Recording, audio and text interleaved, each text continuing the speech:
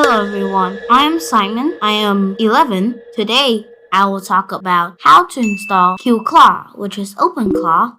First, open Google or any kind of search engine like Safari, and you will click on the tab or the search bar, type in QClaw, and you click enter.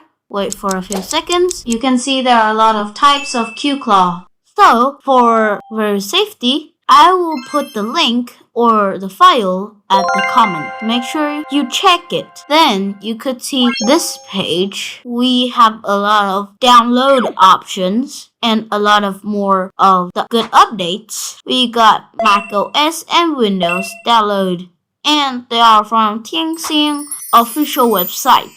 So it will be very safe.